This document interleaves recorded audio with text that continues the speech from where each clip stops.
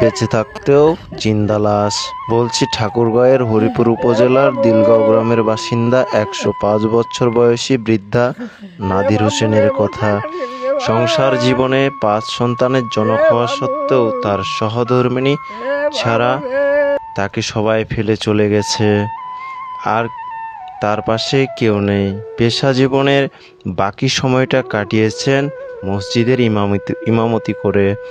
কিন্তু নিয়তির কি পরিহাস, বিগত ৬ মাস যাবৎ প্যারালাইসিস হয়ে বিছানায় মৃত্যুর প্রহর গুনছেন বৃদ্ধ নাদির হোসেন।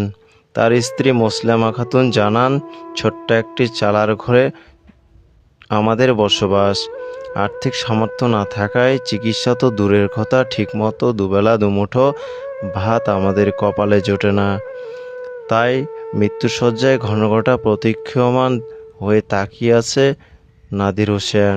সুধী মহলের কাছে অনুরোধ, দেশ এবং প্রবাস থেকে যতটা আর্থিক সহায়তা প্রদান করে চিকিৎসার ব্যবস্থা করলে ভালো হবে নাদির হোসেন। প্রিয় দর্শক, আমি আমাদের প্রতিবেশী, আমার বড় আব্বাই হয় প্রতিবেশী হিসাবে নাদের হুসাইন। উনি দীর্ঘদিন যাবৎ আমি যে মসজিদে ইমামতি করি ওই মসজিদের মুয়াজ্জিন ছিলেন প্রায় ২০ বছর যাবৎ। আজকে ওনার করুণ দশা, প্রায় ৬ মাস ধরে বেডে শুয়ে আছেন, উঠতে বসতে পারেন না। পেশাব পায়খানা এগুলো বিছানার মধ্যেই করা লাগে। এরকম অসহায়ত্ব তার এসে গেছে, এখন মসজিদে যেতে পারেন না।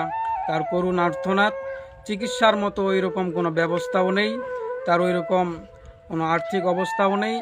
আবার এলাকাও যেহেতু উত্তরবঙ্গ, মানুষের ওইরকম সামর্থ্যও নেই যে তার পাশে দাঁড়ায়। এজন্য সকলের কাছে আবেদন, আমরা যারা চাই ওনাকে আবার